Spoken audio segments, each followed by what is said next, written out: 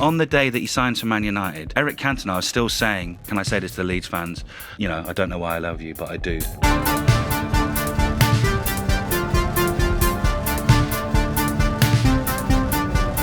Hello listeners, it's me, your host, Owen Blackhurst, and before we get to today's episode, we have some very, very, very exciting news.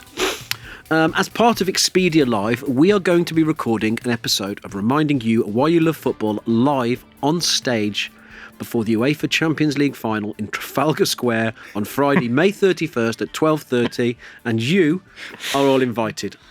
Come down and listen to us and some very special guests talk about London and other great football cities and have the chance to win tickets to the UEFA Champions League final held the following day at Wembley Stadium. Tickets are courtesy of Expedia Live, official supplier of the UEFA Champions League. Champions.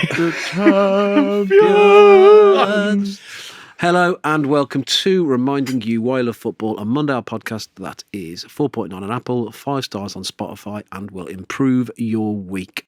With the huge news that we're going to be playing Trafalgar Square, I thought I'd introduce the panel today with that in mind. We've got Seb, Big Ben White. Yeah. Yeah, I'd say that. Tommy, St Paul's Cathedral Stewart. Oh, yeah.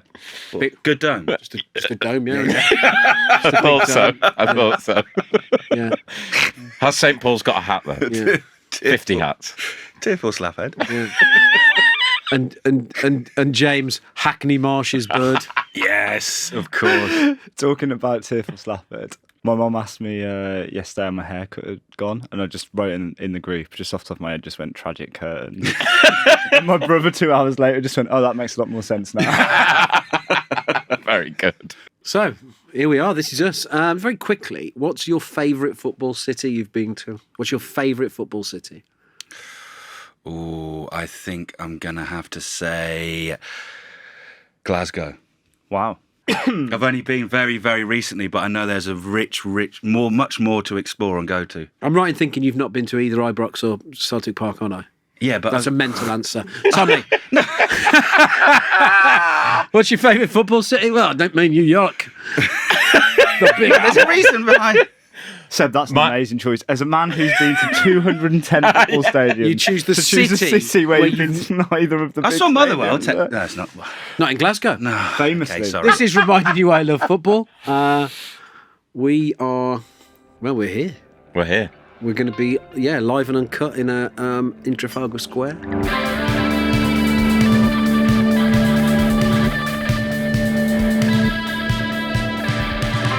Right then, in now what is known by Big Seb White as Intro 2.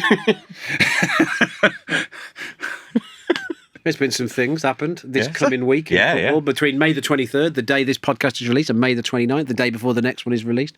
There's some, I tell you what, he's highlighted some random stuff here. He hasn't highlighted World Turtle Day. Big day for us. Or Iker Casillas' last game for Madrid and Xavi's last game for Barca, which happened on May the 23rd, 2015. Big days. Look at this. On this day, this week in 1977, Star Wars was released, and Seb's a real Trekkie, so... Stop getting science fiction wrong. Yeah. I have been to a Star Wars convention, yes. In certain lights. Have you? Of course he has. Yeah, with me and my brother. Of course he has. We went to the Did you Expo dress up? Centre. No, we didn't dress up.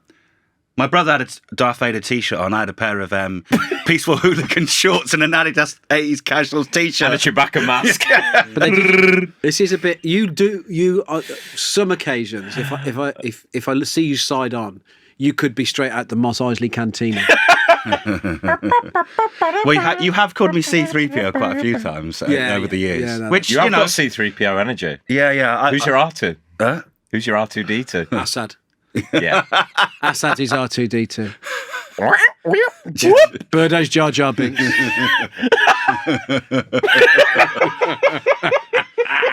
Who's Tommy?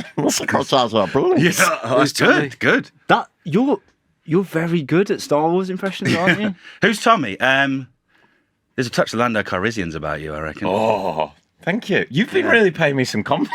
No, there's not. No, there's not. That's one. Bit of Are you all right? yeah. Glasgow, and now Lando Calrissian. No, I could see him just pitching up. You've been flirting with me. You did call him sexy outside earlier. So you've chosen Carl Weathers, the most handsome character. Second most. Okay, well, Harrison Ford is probably. Yeah, I mean exactly. Yeah. You couldn't give me hand, but Someone who's involved, someone's in the. the mix when it matters and stuff like that can just, Yeah. that's what he does, isn't he? Yeah. Freelancer. Not anymore. Not anymore. Not anymore. What about you, O? Don't know. Anakin. Into Vader. I mean, it'd be hard not to say it. I don't wear enough black. Yeah, Obi-Wan. Yeah, I mean it's an easy one. Well, no, being my initials, but No. I don't think I could. I don't think I could talk like that. Obi-Wan. That's true. Well, there you go. Well done, boys. Good process. I don't think I could talk like that. Yeah, a man Seb will only call the chief. Won't refer to by any other name. Not even the mighty eye. Noel Gallagher. Noel Gallagher was. Or Mr. I've got no defence. I've got no defence. A lot of you listening to this will have never been on a video call with Seb, but he has two pictures behind him, one of the Verve, one of Oasis. Just in case anyone wondered, and has very much followed the Liam Gallagher doctrine of you can only like one type of music. See the look on his face if I try and put some reggae on? He just walks out. By the way, this is, you wouldn't believe this. This is, well, maybe you will, maybe you won't. I swear to God, yesterday morning I put on Owen Blackhurst Bank Holiday playlist that you did ages ago, with loads and loads of reggae and stuff on it. It was really good fun. Oh. I did, honestly. I nearly sent you a message saying I'd forgotten how good this was. But normally, yes. All right. Anyway, fair Noel enough. Gallagher was recently seen refusing to do the Poznan at Fulham. Now, whether you think it's good on him or just have some fun, mate. Now, I don't like the Poznan, right? this But I is the reckon thing. if I was within 400 people doing it, I'd just fucking do it. Apparently, this podcast, I don't think he knows it, and I don't think he'd care, to be honest. No. We've got audio of him talking about it, so... On Matt Morgan's podcast. Yeah, Ed, can you... Everyone was doing it except me, as one person facing the other way. And the reason for that was because I'd been out on the Thursday night and had developed a fucking spectacular hangover, which on Saturday morning was still debilitating. So I was not joining in. I was not in the mood. It was a 12:30 kickoff. I was not in the mood for behaving like a juvenile. Everyone in that end was doing it. One of my best friends, Mike Pickering, who's old enough to know fucking better, was doing it with my son, who's 13. And, there was a few like, come on, you miserable, come on, you miserable cunt. And I'm just like, no, I shan't. I shall sit this one out. Because loads of people were Thoughts, Owen? Hey? Thoughts? My thoughts, I just think that I honestly wish Noel and Liam Gallagher, I'd just like them to be expunged because they were brilliant. Yeah. Oasis were fucking brilliant. Yeah, they were. But, I reckon if John Lennon hadn't died, right, the Beatles wouldn't be as big, the Beatles wouldn't be thought of as they are. Yes. It'd be another good band from the 60s and he wouldn't be, like, people have got Eulogised. better memories because they stopped. They'd be awful. He'd be awful, Lennon, I reckon, if he was still alive now. Oh, some of his Be on views. GB News. Yeah. Whoa! Whoa! Yeah. John Lennon interviews Matt Letizia. That Very good. And I love the. That's very good. This Whereas- all goes back to Brexit, of course, Yeah. which was the correct decision, by the way. Getting baptised with Bear Grylls. Yes. Yeah. Don't talk to me about Paul. Oh, and God, then- that is very good. So this is where I think they're going. So you've got Liam walking around in like army hats Yeah. and fucking cagoules Yeah. and being a bit of a dick and releasing fucking middle of the road shite. Noel's sort of doing the same, sniping at each other, and all while there's this cauldron of dickheads boiling, waiting to go and watch them again. Yeah. And it will be shit. Having been to see them at some of their most...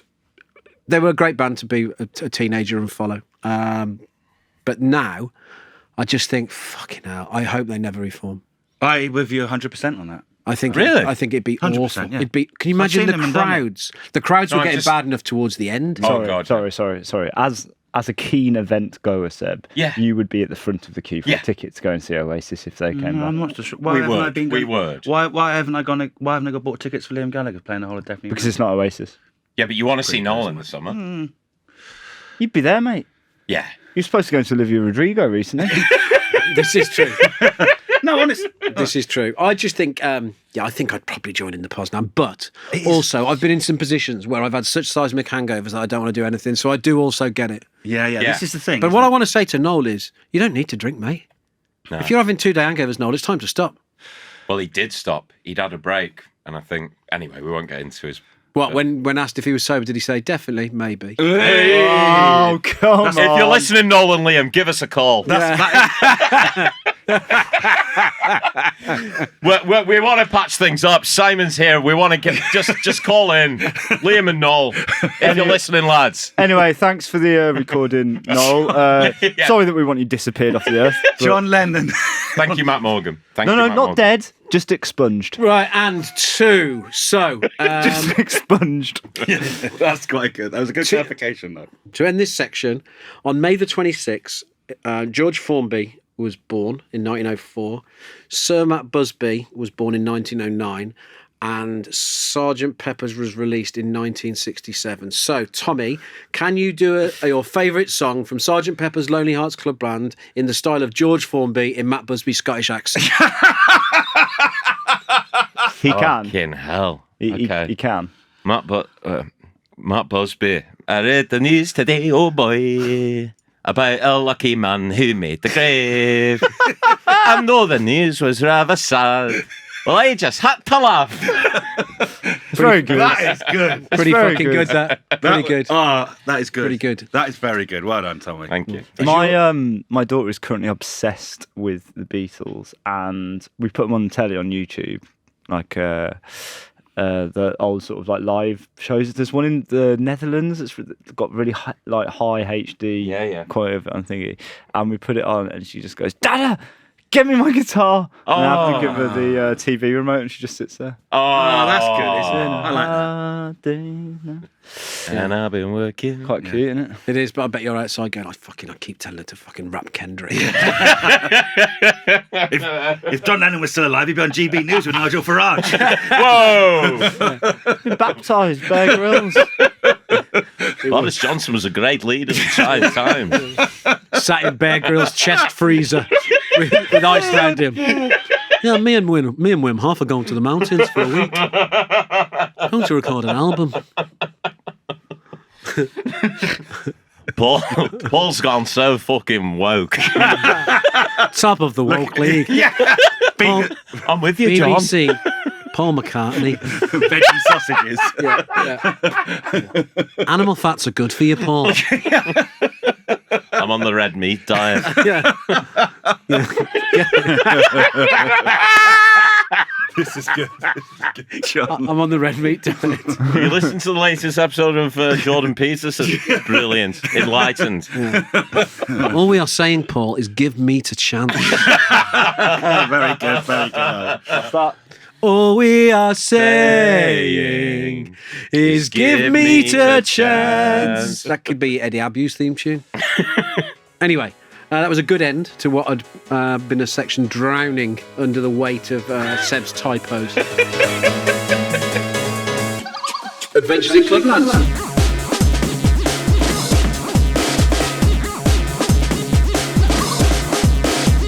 Adventures in Clubland. Eric Cantona at Leeds. Who are? Exactly. But obviously, it gets lost a little bit. This story, and I think the only place we can start really is the great Daniel. Beginning? Well, at the beginning, but before I think this is just a perfect intro. Daniel Chapman from the Square Ball fanzine, who we've worked with on a number of occasions, lovely bloke, and what the Square Ball do is brilliant. I said to him, "Can you give me Eric Cantona at Leeds in 90 seconds?" So I think we should just listen to this and it will all flow lovely from there, I'm sure. Be funny if he said no. Eric Cantona was different. That was the thing. In training, when he juggled a ball and pinged a volley in off the crossbar, his new teammates couldn't believe it. When he did it against Chelsea, the fans at Elland Road were in love. There had been nothing like him since Tony Curry, and he had left in 1979. And even better, Eric was French. Oh la la, of course this was love. Wow. His main contribution was off the pitch by taking all the attention and letting the rest of the team get on with winning the league. Everyone was fascinated. There was a photo in the paper of him drinking Cokes with Mickey Rourke and Terence Trent D'Arby. He was excited to find out that the sculptor Henry Moore was born in Yorkshire. Gary McAllister would have killed for Cantona's cowboy boots. I think in an ideal society I would be considered normal, Eric said. But he wasn't in an ideal society. He was in Leeds. Harold Wilkinson's Leeds, in fact. Everyone always wants to know, why did Wilco sell him, and so soon, and for so little, and to them? The thing was, he'd been retired from football altogether before Leeds gave him a route back. This was a guy who, in France, had punched his own goalkeeper and hit another teammate in the face with his boots. At Leeds, team spirit and work ethic were everything, and his novelty was wearing off. To Wilkinson, Cantona was like a hand grenade without a pin. It was not if, but when he was going to explode, and for £1 million, he might as well explode in Alex Ferguson's lap at Old Trafford. Wilco wasn't exactly wrong. Within 3 years, Cantona was serving an 8-month ban. Within 5, he'd retired again, aged just 30. He did explode. The problem is, he kind of helped his new club win a few things along the way. That was good, wasn't it? Yeah. I think that's the Can- podcast completed, isn't it? Yeah. Can we get Dan in to replace you two? He's very good, isn't he? He's very, very good. That's a great overview, right? But I think we have to go back. So we'll go back to the start for the Adventure in Clubland. Now, there's a real what-if moment here. Lee Chapman breaks his wrist in an FA Cup game against Man United. Now, if that hadn't happened, we may never have seen Eric Cantona on our shores, because Eric Cantona is having a trial at Sheffield Wednesday. He gets asked to stay a bit longer by Trevor Francis because they've only played indoors because the weather's been so bad. And Eric Cantona says no. Just says, no, I'm not. If you haven't seen enough of me now, then that's your problem. So, But with hindsight, people always say, "Oh, fucking Trevor Francis must be an idiot." But now thinking about it, he was banned. And no, played. 100%. No. This Probably is, carrying I'm a going to come bit on of to that. timber. Exactly that. Well, exactly. So, but Lee Chapman gets injured. Leeds United somehow are in a bit of a title race. This is only their second season in the top tier after being in the doldrums in the second tier. So Howard Wilkinson takes a chance on him, and mainly because he'd seen him play for France under 21s. Obviously, he knew the risks involved because of the misdemeanors and that. And Howard Wilkinson he wasn't called Sergeant Wilco for nothing. He was quite old school in that sort of respect. So he's taking a real chance here. But, and he says it quite nicely. He paints, he likes fishing, he reads poetry, philosophy. Maybe that's different. I just hope he's different out on the pitch. I can certainly understand him better than I can understand Gordon Strachan. That's almost as good as Daniel saying that he wasn't that in an ideal society. Yeah. Everyone would be like me, but he wasn't in an ideal society. He was in Leeds. Yeah. Well, the thing is, right? He comes in. He's obviously a good player. It's the main news story on the French news when he signs for Leeds. This is how big he is in France. It's huge. It's huge, and he proves to be that. It's a bit cliche, but he proves to be that difference for the Leeds team that has got a brilliant midfield of Strachan, McAllister, and Speed. Anyway, Well, it wouldn't happen now. This. no. He'd karate kicked a referee. Let's not forget that. Yeah. When he was at Auxerre, I think. Yeah. He threw the ball at the ref. No, did karate kicked a player or a ref? He threw the ball at the ref. I think he karate kicked Karate the player. kicked the and player, then- yeah. But and- fully double Yeah. kick to the back. Yeah. And then the disciplinary called them a bag of shits, didn't he? When he got banned. And Mede. Yeah. Yeah. So just completely a wild, wild, but also brilliant on the pitch. And it's amazing watching the 91-92 season, watching it back. That title race, if it was post 1992 and it was a part of the Premier League, honestly, I still think we'd be talking about it a lot more. Because the two and we've seen this in recent seasons how it went the to and fro in, but this was on another level. Games in hand, Man United losing games, Leeds stumbling a little bit, but then coming back, and the top two changed so much. Cantona proves to be the difference in a few important games. You Wimbledon, Luton and Chelsea. And Gary McAllister says he was that difference. He didn't totally change the whole team. No, he didn't. It wasn't revolutionary. He didn't start all the time No, did he, or he anything like didn't. that. It wasn't like he suddenly came in and scored 20 goals. It wasn't that. He just made little bits of difference here and there. The fact that he wears the videos, you watch the videos of him, he wears number 2, number 3, number 14, number 7. He's very much, this is pre-squad number days as well. Yeah. So he's very much like coming in and out, but he does provide that little bit of spark and that little bit of know-how. And the mad thing was, so Man United with 4 games left. Man United have 4 games left. They're 2 points behind Leeds with 2 games in hand. Man United go and lose the next 2 games, which, because Leeds have not given up, but it was looking very unlikely. And then Leeds go and play Sheffield United away, Yorkshire Derby. But this is still Manchester United who haven't won the league for 26 years. Exactly. Well, this is it. The pressure. Everyone's talking about Man United. Everyone's talking about Ferguson. Can he finally do it? Can they win the league? Everyone's talking about Lemon, and almost Leeds just keep on going. The machine keeps on rolling, I think was one of the quotes from John McClellan, the big centre defender. But the game against Sheffield United, so Man United are due to play a couple of hours later at Liverpool. And this game is incredible, and it has everything, this game. But the main thing I think it has is Cantona makes that, talking about making a little difference, but maybe not the main difference. It's a whirlwind game. The wind is swirling. Everything's going crazy. It's genuinely one of the most bonkers games. The goals are stupid. Deflections here, deflections there, everywhere. But Cantona, it's 2-2. Cantona's chasing the ball down with a header and putting loads of pressure on the then bright central defender for Sheffield United, Brian Gale, who inadvertently heads it in. And that makes it 3-2 to Leeds. Leeds are pretty much have won the title. They just need to see what happens to Man United afterwards. Man United at Liverpool. Man United fans talk about it. Liverpool fans talk about it, both for different reasons. But Liverpool stopped Man United winning the league, essentially, that Sunday. So inexplicably, in the space of a week, Leeds have won the league when they thought it would probably gone. It's worth mentioning here that before he had the trial at Sheffield Wednesday, Graham Souness was offered the chance to sign him for Liverpool.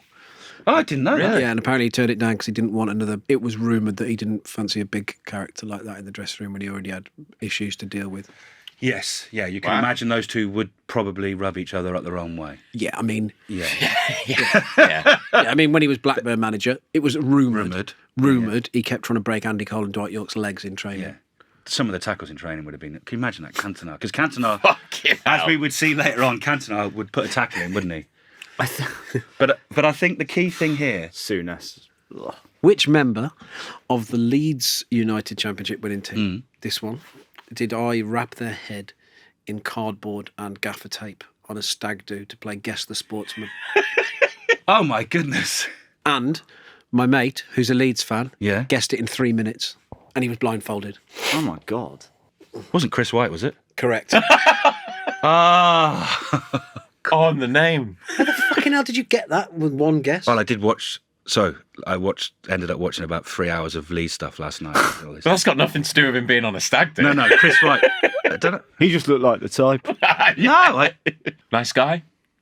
I don't remember. I had bigger fish to fry later on that night, getting chased around a club by the bouncers and bigger fish to Chased. But, and it's fair to say that Cantona is loved by the Leeds fans, right? This is something that's important. And I think Daniel mentions it, they hadn't had anyone like that since Tony Curry in 1979. was loved then. Yeah. Yeah, not now. No, of course not. No, but I think... Oh, yeah, he was adored. I mean, it was that old school, like foreign signings were completely different to now. It was just like... all the highlights, you hear them singing, ooh, ah, Cantona, say, ooh, ah, Cantona. It is... They love it. And there's a song that comes out around the time as well. He says to the fans on the balcony in the celebrations, I don't know why, but I love you. And it seems that he's found his home, so to speak. I don't know why, but I love you. That's nice, isn't it? Yeah. And the next season gets off to a flyer, scores a hat-trick in the Charity Shield, scores a hat-trick against Tottenham. He's top scorer of the Premier League at one stage. Why did Leeds sell him? Why did 'Cause it Leeds wasn't sell that him? much money. So he gets out of the team for a little bit. Tony Agana and players like that are more Howard Wilkinson's player. And this is what Howard Wilkinson said, I think. And this was from the time. This was on the next day on the news. It was good for him. It was good for us. But the relationship began to cost the club too much. Best to end the relationship before anything else happened. Maybe he cannot sustain long-term relationships. So there was obviously a falling out. He obviously he was called Le Brat, wasn't he? But when he first signed, because of all these things that happened in France, there was an argument that he would maybe become that. That's what I call Birdo. Le Brat. there was an argument that maybe that was happening, and he wasn't, shall we say, applying himself so much in training. Leeds ring up Manchester United because they want to buy Dennis Irwin, and off the back of that conversation, Alex Ferguson or Martin Edwards says, "What about Eric Cantona?" Fergie's in the room, isn't he? Yeah. And Edwards is on the phone, and Fergie just goes, "No." But ask him about Cantona. They needed a striker. We needed a striker. And watching the local news reports from the time, the genuine shock and bewilderment, it's a bit like, you probably don't get this as much anymore because of modern media and agents and social media and stuff, but probably similar to when Andy Cole went to Man United, just this complete shock. And the reaction. And but you know about it 7 weeks But before. that's what I mean. I remember seeing Cantona had retired on teletext. That's where I found out. Exactly. The element of mystery has been removed. Completely. The element of surprise and mystery has been. We've spoken about it before in terms of transfers and new players coming in, and you see them on the squad list for the first time. And who's that? And transfers get announced now by some twat going, "Here we go!" Yeah, exactly. And other people saying it, and planes being tracked, and fucking all sorts of people, exhibiting behaviours that shouldn't, and responsible adults shouldn't do. Yeah. When Cantona retired, just Owen saying that reminded me. My mum picked me up from a football party. Yeah. Which would have been what year did he retire? He announced in 97, right? But you were gutted, weren't you? You've been on the bench at the party all day. Yes. I didn't leave my. So I was 7. She's like, right, he was my hero. I've said it before. Your brother made you pray to him and stuff, etc. Yeah. And I didn't leave my room. I went on the top bunk. Didn't leave my room for 2 days. Like genuinely, just cried all weekend. Like I remember her breaking the news to me as if someone had died. Yeah. Well, people joked about when Klopp announced his retirement, and people were taking the piss out of when I was 7, said, I told my son after school, and he was really upset. And it's like, that's allowed to when happen. You're a kid. Yeah. Well, someone has recorded all the news reports from every single channel from that night, and or they're all available on YouTube and stuff like that. And just seeing the actual reaction of the time, and even on the day that he signed to Man United, Eric Cantona was still saying, to the say this. Can I say this to the Leeds fans? I don't know why I love you, but I do still. On the day he's just signed for Man United, and you just think everything that happened afterwards is obviously just changes that whole thing. But Eric Cantona, just on the day of signing for Man United, after playing for Leeds, just saying that, I think he genuinely believed that. It was like, okay, maybe they'll be all right with this. And obviously, like you said, the reaction on some of the people, like, I don't mind we sold him, fine, move on, but not to them. What's your favourite thing about Eric Cantona? Watching back the videos last night, just anything. His heading. What's your favourite thing about Eric Cantona? His heading ability. Interesting. Mine is his authenticity and his steadfastness and being him in whatever arena it is. If it's on the pitch, if it's on an award show, if it is walking down the fucking street, he's like me. Unapologetic. That's why you like me, and unapologetically me wherever I go. Different reasons. Unapologetically himself, and crucially, this is great. I can't believe you've finally given me this tribute. Live on air. And if only we could edit it to sound like it was me. And crucially, because you could be unapologetically yourself and be an uninteresting bore, but he's an incredibly intelligent and I would say eccentric and fascinating man. What was it like to watch him for 90 minutes? Because obviously I see the moments, I see the highlights. I've been fascinated by him as a character and his really key goals. But as a 90 minutes player, what was he like to watch? He's really good, and it was hard to like him, obviously. But there was so many of those little moments where the ball would be like he'd be in midair and Cruyff it or fucking always little. Yeah. The type of footballer I love in that sometimes, despite being quite ruthless and efficient as well, despite a flair, much of a flair play was. Yeah. The deftness of touch he would do. Yes. And the expression of his ability and his creativity and the flair. I think that's the best thing about him over 90 minutes because he always wanted to do that. No matter how he could, it's do all the normal stuff and would do all the normal stuff 100 times throughout the game. But there would be so many things in the game that made you go, fucking. The flourishes. What would be flourishes to other players were just part of his game. Yes. That's how he played, and I love it. I love an unnecessary back heel and things like that when I played. They're not unnecessary if you correctly, but a lot of people see him as they are, but he didn't. He wanted to express himself and he wanted to entertain, but it always led to something. You know, Some of his that assist for Dennis Irwin. that's what I was going to say. On looking for Eric, and he says he asks him, "What's your favourite moment?" He's like, "It's a goal, right?" He's like, "No, No, it is a pass." Yeah. That and it's just outside of the boot. If you've not seen it, He it's just a 1-2 with He Irwin. just stabs his foot under it and walks off, and he knows it's happened. But Yeah.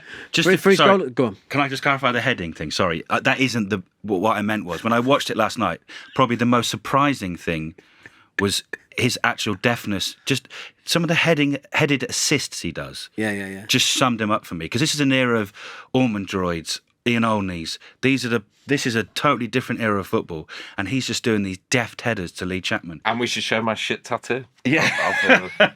Of Eric Cantona. Of Tintin.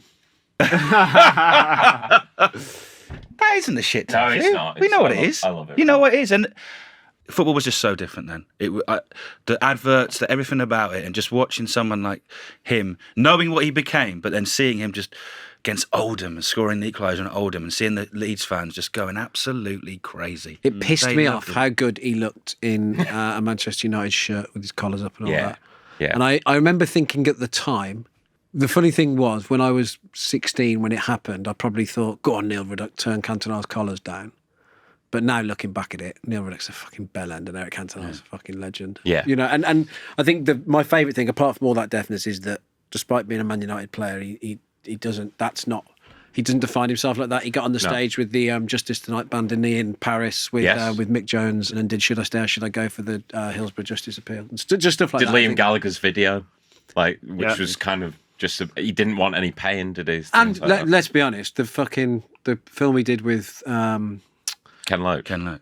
with Looking Steve for Eric. With Steve Evans. I interviewed Oh, you did, didn't him. you? I Yeah, interviewed the actor about that.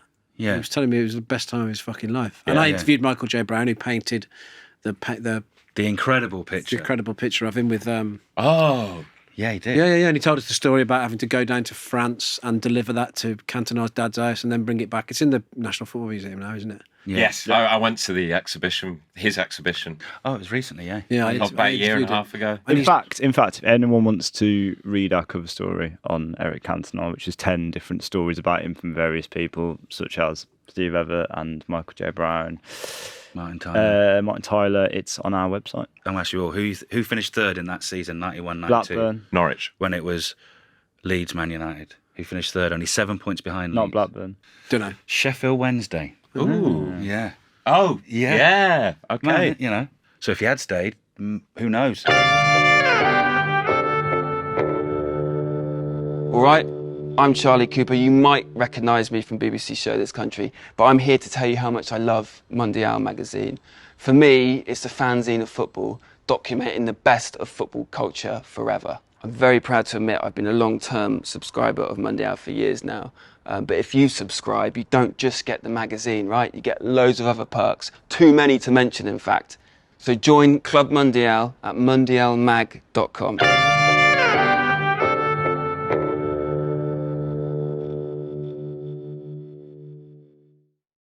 Ins and outs, outs and ins. We had a bit of chat beforehand, which probably can't make it in, but maybe for the outtakes. Instead of XG, when Seb goes on a long trip with his wife and daughter, they do XP, which is expected poos, depending if he's been to the pub the night before. 3-hour train journey, he's got an XP of 14. Do we want to do football or non-football first? Just get football out of the way. I'm going to do very quickly, has everyone seen that Zizou video? Yeah. Oh. The kick-ups.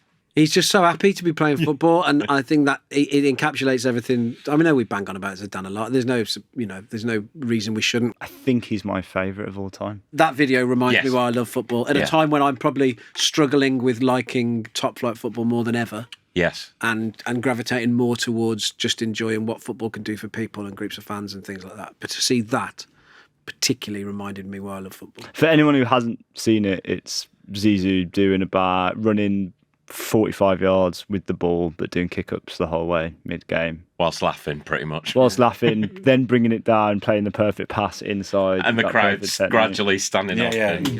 Dome glinting in the Yeah. sun. Well, just to follow. Oh, can I do my in? Just because it follows up quite nicely off the back of yours.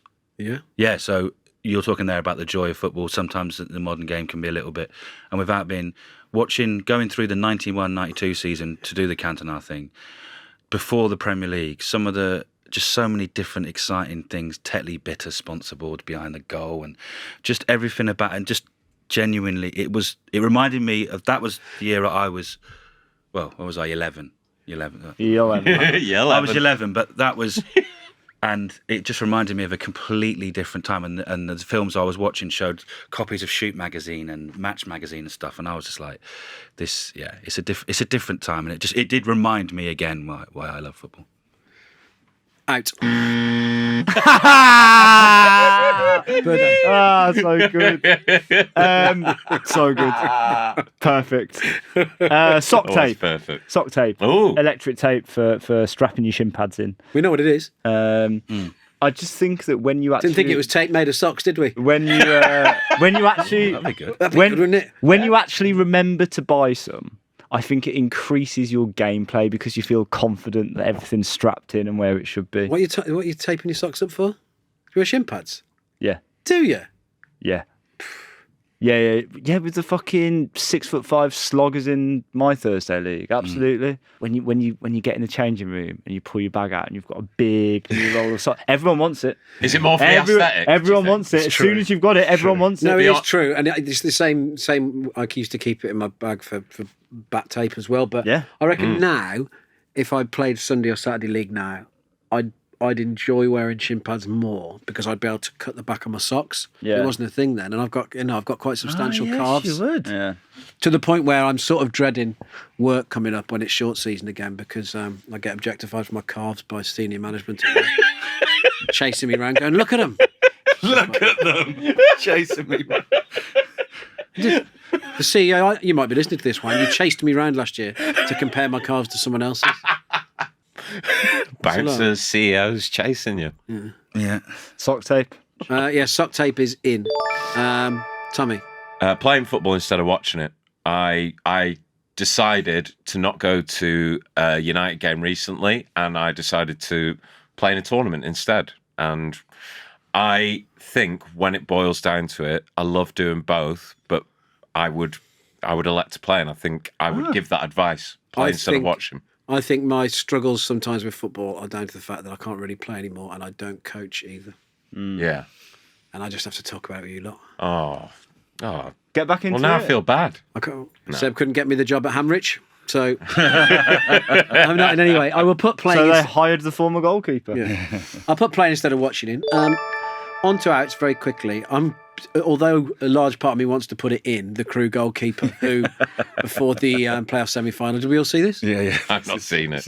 Noticed that his opposite number before the penalty shootout had the players' way they went on the bottle, so he picked it up and just lashed it into the crowd. Crew went through. Yeah. Properly lashed it into the crowd. Absolutely lobs Wow. it. In fact, he chucks it, a bit of water comes out of the top of it as he chucks Oh, that's it. fucking... I mean, Yeah, I'm putting it in outs. Come on. Why are you putting it out? What is your beef with it? Is it? Well, it's totally it's awful. cuntish, isn't it? Sorry, what I mean is, yeah. Right, is just that- imagine, right? If I walked into work one day, just took your laptop and threw it out the fucking window, and then said, "Do your job, Seb." It might not make much of a difference. Might not mean. Oh, I got enough. Do you remember that time I turned up at the office and had left my laptop at home because there was a couple of magazines in there? Oh no! Fuck! What am I going to do? It was your most productive day in 9 years. just sat there reading fucking Battleships Monthly all day. The Western Front, Volume 73. Very good. James Bird. Dead legs. Oh. I got a horrendous dead leg playing football recently, and so weak. I knew within the moment that this guy's knee went straight into my thigh. Such a weakling. I knew that it was going to be crocked. So puny. I'm not. I'm actually not. This is weakling. I'm actually not. You don't Quite hear that strong. anymore, do you? Weak. A weakling. Can't play at top on your own if you're weak. Yeah, just very, very sore, and I just knew I'd be crocked for the rest of the game, and I was, and I can hardly move my leg today. Dead legs are awful. Yeah. Seb.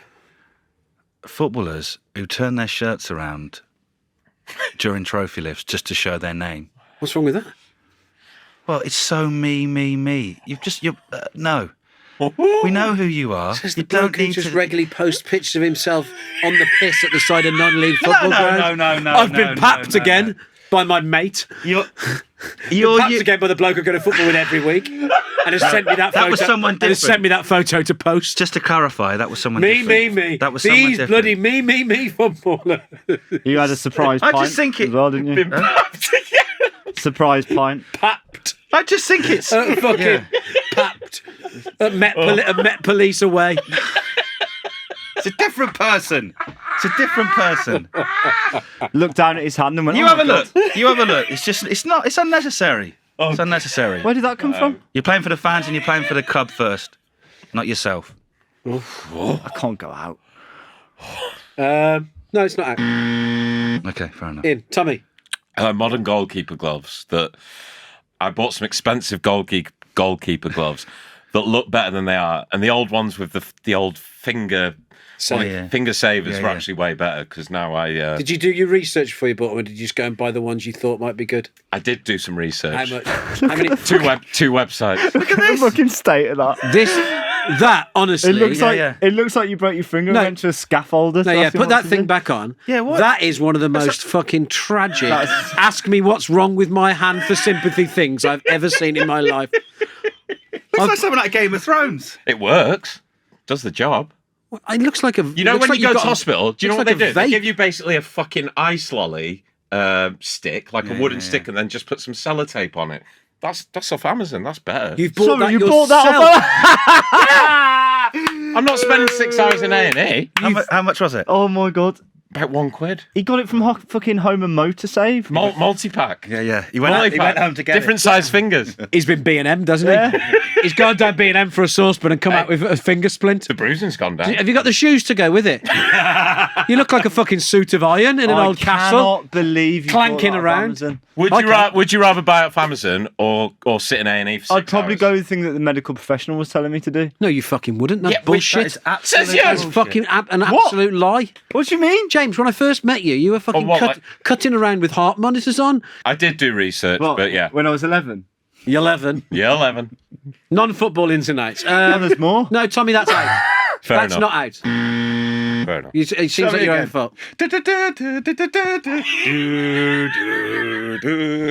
Talking about Star Wars earlier, were we? Can you imagine him clanking around in his suit of iron? Yeah. Here he is. Sir cries a lot. I don't! Cry a lot!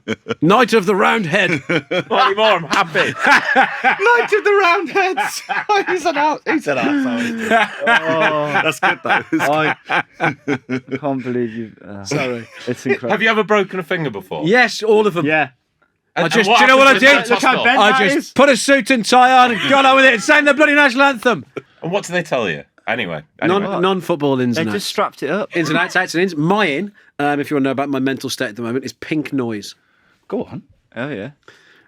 Similar to white noise. Quite often I used to listen to podcasts to get to sleep, but often I listen to podcasts I'm interested in, so then I don't get to sleep. Pink noise, basically, Seb, it's a good study or sleep aid. It's the perfect frequency for it. So is white I like noise. the sound of this. It sounds like waves. So you put it on quietly, put your phone over there, and you can just do like waves. So I just can pretend I'm by the sea or on a boat or something like that. Oh. So instead of getting up and putting on a fucking podcast, if I do wake up again in the morning, just make sure the pink noise is on. Back to sleep. Beautiful. Owen, that sounds fucking great. I'm going to give it a go. Pink noise. It's a shame you didn't put this in, because it would have been pink nose. Very good. So that's in. Oh God. What? James. I think it's, Can you this remember what is it is? just so demeaning. Yeah, I can see it. Just so demeaning before telling a very quick, nice story. Go on. Very quickly, I wanted to give a shout out to my dad and his fourth team, which James wrote a tweet about this that did more than any tweet he's ever done for Mundial in the last 8 years. yeah, it did very well. But essentially, my dad runs the fourth team at the village club that's closest to where we live, and they've lost 22 games in a row. 23 now. 23 now. The team consists of like the opening batsman and a 73-year-old and a 55-year-old. The opening bowlers were a 17-year-old girl and a 13-year-old boy. There's no way to talk about yourself. I went back. First change, mate. Two for 29 off 9. And yeah, I just wanted to give a shout out because it's very much a passion of my dad. Maybe my dad's only real passion now. And it takes a lot of effort for him to get a team out every week. And it's just a really nice thing that happens. No, I don't mind you talking about it. I just think that was the part of your message which was unnecessary because, like, that is cricket. Yeah. That is cricket to me. Like, the professional game's so divorced and separate from cricket these days that I don't even consider them as the same sport. Yeah. I don't think they are. I mean, for instance, I stayed in whilst 3 wickets went down, and I batted with my 60-year-old dad, 17-year-old girl, and a 13-year-old Amazing. boy bowling. And I don't think there's any other sport really where you have that big a split of demographic playing in one game and all interacting with each other in one game. I don't think it's just that. Having done a similar role and been through all that and struggling to get teams out and fucking picking people up in car parks and all that. Yeah. The thing I love about grassroots cricket is there will be someone in the team. In fact, the lower down the teams you get, maybe 11 people who are in it because at one time they have done something and the captain thinks, he might take us a wicket. So there's like a leg spinner who will run up, bowl off the wrong leg and maybe bowl 10 ball overs. But he gets picked every week because you never know. He might have that one spell where he starts turning it off the straight. Yes. And it's the same as a batsman who has averaged like 6 for the last 5 years. Yeah. But that's there's Ash Prasher in this team. One innings a season where he just cunts it everywhere. Yes. Yeah. No, it's wonderful, and those little bits of magic that can happen. You did only go back to play it because they were playing on a nice pitch, though. You did Is it true? Yeah, Not the home he pitch. did pick the one where he didn't have to go and play on some of the council pitches. I went back. I don't blame him. I went back because I knew the weather was going to be good, and my dad was very short. Anyway, in the game, it was a 45 over game. We batted first and got 175, and we took them all the way to the last over, all the way to the 45th over, and they got the runs. I miss playing actually at the moment, but cricket is it's very social and it's very boozy, and so I don't really. It's quite difficult to now want to do it, and I don't really want to give up 10 hours on a Saturday. It's a long. It's a big long commitment. time. I honestly joined a team of like basically Muslim lads because of that reason. Because I couldn't be asked with the drink. When I stopped drinking, I was like, I want to keep playing cricket. Yeah. But they don't drink. They smoke. They smoke cigs. But yeah, great. And it is running the cricket team is. I've done it myself. Stressful. It's one of the hardest things I've ever done. Yeah. But fuck me, I do miss it sometimes. One of the good things about football is you just turn up and play, right? You're right back, I'm left back, you're up front. Yeah, We've got 6, we've got 5, we've got 3. What's the formation we're doing? Fucking hell. You're on a pitch. That's a good point. No, but you're on a pitch and you're thinking, I've got to juggle my overs here. They're under. He's 11, so he can bowl 3, and then he can't come back on for 6, and then he can only bowl another 2. And he's 13, so he can bowl 4. It's a lot of Then maths. he can't come on for 4, and then he can't come back on at 2. So I need 9 from that, 9 from that end. And I've got to split them there, so I'm going to need 6. muscle memory. So I'm going to need 6 bowlers. So I'm going to need 6 bowlers, and oh god, I fucked it up. I'm going to have to move him to that end now. Yeah. I've put Paul, who's 70. Put Paul, who's 70, running up the hill, and Paul won't complain, but Paul's now going to get twatted all over the place by this bloke. And, oh my god, yes, she is. So I've got to change it. I hadn't thought of it like that. Yeah. To sum up the fourth team, I'm just going to tell a little story. There's a bloke called Andy Carey, who I think was the vice captain for a long, long time. Geography teacher, I think, or science teacher. And Andy Carey had a hip replacement. And my dad was short one God, game. I remember you telling me this. My dad was short one game, then only had 10. And Andy said, John, I'll come and field for you. And my dad said, well, Andy, but you can't walk. And Andy said, well, we can ask the captain, and I could field in a deck chair. So my dad goes and asks the square leg, captain. didn't he? So my dad asked the captain, says, can he do square leg and point and just sit in the thing? You know, the ball's probably not going to come to him, and their captain said, yeah, of course. So Andy, brings his deck chair on, puts it at square leg and fields. And I think after about 30 overs, their batsman absolutely clonks a pull. And Andy, sat in the deck chair, takes a one-handed catch. You're kidding me. No. That's fucking Just brilliant. falling out of the deck chair. I don't understand how your dad can do that every week. How long's he done it for? I think it's about 18 years he's done it for now. No, I don't know anyone who's captained a recreational cricket team for that long. It burns people up after 2 or 3 years. It's Well, yeah, I did I remember too. seeing. Yeah, oh, you. in the family WhatsApp group, he'll be sending the 20 players that he thinks might be available for a game in 4 weeks. Does your mum ever do the teas? She used to help do the teas, yeah, but they don't do teas anymore. It's a real shame. Everyone brings their own lunch since COVID. Yeah. Is that a post-COVID thing? Yeah, it's a real- they're bringing it back in various leagues, but they're giving it up to the players. Yeah, I think it's a real shame. But I mentioned it to my dad, and he's like, "Well, you try and organise." My team rotate person. every week. Saying that, you often got a better tea taking your own, because I've turned up for some absolute stinkers. Yeah. Yeah. But I've had some great ones as well. Anyway, moving on. Anyway, that's out. Yeah. How was that? Tommy, you're going to have to do this one quick. My in is Jimmy Anderson, who will be finishing his career this summer. Well, his international career. He'll be carrying on for Lancashire. And yeah, great guy, great cricketer, obviously. That's it. If he fancies a game on a Saturday, my dad's Yeah. Big up, Jimmy. I thought I had a problem with him getting the chance to get a farewell test at Lords, and then I thought, oh, grow up, Owen. He's fucking... People deserve stuff like that. Yeah. Seb, I don't know what this is. Sounds like a wanking story. Channel 4 programme called Welsh Chapel Dream, and it's Keith from. Does anyone watch this? I can't remember what it's called. Pottery programme of some description. Yeah. But Keith is one of the main guys The on there. throwdown. Him and his wife, Keith and Marge, have bought a Welsh chapel in North Wales, and it's about them restoring it. And it is wholesome. It is lovely. It's inspirational.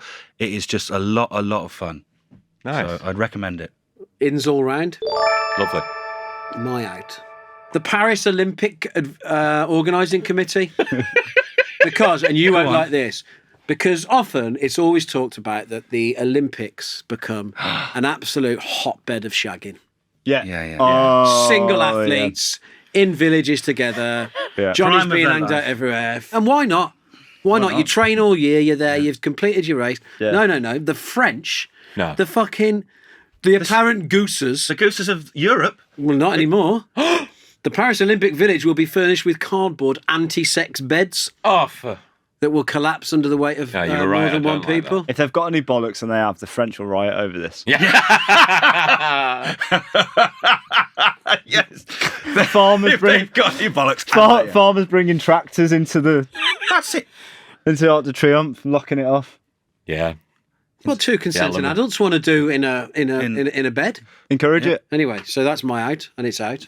Seb, Well, it kind of what you've just said in your in has made it redundant because I'm just going to listen to Pink Noise now. But falling asleep to podcasts and then having to work out the next day where I got to. do you not put the timer on? I do, but then I often fall asleep before the timer. And Yeah, but then it narrows down to work out where you've got to get to, though. roughly, but still, I have to go back and listen. And again, I'm the same as you. I stupidly listen to podcasts that I'm interested in, and then end up still awake after 45 minutes listening to a bloody podcast about bloody. Do you know what's bad? That What? humanity has become so weak that we can't get to sleep without listening to something. We're all fucked. Well, this is yeah. We're all absolutely. If I don't fucked. listen James wakes up in the middle of the night and puts football broadcasts on. What fucking what? On the radio. You. Or TMS. Yeah. What's wrong with him? Wayne Rooney sleeps to a Hoover. So does my dad. That's not. Does he? He used to, yeah. When my dad had insomnia, wow. Oh my God, that. It's the same thing as Pink Noise. It's the Yeah, same yeah. thing. Okay, cool. Same thing. Anyway, But yeah, I'm gonna investigate Pink Noise, so hopefully I won't have to worry about it. that's out. Tommy Stewart. Ghostface Killer's new album. I love Ghostface Killer. He's my favourite member of Wu-Tang. One of probably top 5, top 10 for me ever. And I listened to it recently, gave it a second listen, and it's just... Oh, He's it's trying shit. too much. Oh, it's shit. He's trying too much. He's doing a bit of Oh, yeah, auto-tune. There's about 9 different genres going on. There's too many features. There's 20 tracks, convoluted. Yeah, give it up. Well, he wouldn't still have to be doing it if RZA had shared everything RZA? equally, would he? So You're right. You're right. Birdo. Fuck off. Does Matilda like Strictly Come Dancing? No, I fucking. Seems like she does. No, I fucking flogging dead horses. Just You don't have to even engage with it, yeah, though. but when I go home, I do. It's on. Yeah, do you know what? When I went home recently, I couldn't believe that there's a fucking another thing of X Factor on, or Britain's Got Talent. Or Is there? Yeah, just another one on. Just Simon Cowell sat there in some fucking You red don't- glasses. You don't going, have to watch it. Oh, it's just. I just think it's miserable. Yeah, no, it is. I mean, it's out, but you don't have to watch it. I know I don't. I don't watch it. I just came across it still being on, and I couldn't fucking believe it. You'd be quite a good ballroom dancer, though. I think if you put your mind to Nah, No, he wouldn't. Uncoordinated, that stuff. Bad at ice skating, bad at swimming. I'd be good. it. You'd be like John Sargent, wouldn't you? You'd be good, yeah. I'm a good dancer, James. I quite like. I keep thinking about going and like learning the tango or something. I would. Please do that. Oh, Will you be do my that. tango partner? Oh, that'd be so lovely. that would be. What about Seb? No. No, Jesus. Seb, I Christ. took him to yoga once. He had an existential crisis. Yeah. I can't do it. I just can't do it. He's wearing a full Mundial tracksuit while I was in shorts and a t-shirt. Full Mundial tracksuit next to me on the mat. Tommy, I have no recollection of this, but I'm sure it happened. You don't remember coming to yoga with me I'm sure it. when we were at Nettle House at my osteos? Sort of. Oh, yeah. Yeah, I think you'd had 6 pints the night before, and then had 7 straight after the yoga. Well, Papped again at yoga. it was. Again. I was 7. I was 7 on the XP. To be fair. That's not that high for you, though. No. I always think, maybe I would like that because watching the people dancing is actually all right, but it's all the other hoopla around This is it. the thing. It's the hoopla. It's a good word, hoopla. He's right. It's all the crap versions of the songs as well. And The orchestral version of fucking "Don't Look Back in Anger" to swing. yeah. Fuck off. And I'd, Leave the Chiefs' great work alone. I predict a riot. Oh my God. yeah, Alison Hammond dancing to a swing version of "I Predict a Riot." With Craig Revel Horwood looking like someone's just shit in his lap. Yeah, exactly. I've just realised when Seb said an XP of 7, we missed the chance to go 7. Of course. This has been reminding you why you love football. I have been your host, Owen Blackhurst. He's been James Bird. He's been Seb White. And he has been Tommy Stewart. Put Friday the 31st of May at 12:30 in your calendar and come down for Expedia Live to watch us and some very special guests on the big stage with UEFA Champions League in Trafalgar Square. And have a chance to win tickets to the UEFA Champions League final held the following day at Wembley Stadium. Tickets are courtesy of Expedia Live, official supplier of the UEFA Champions League.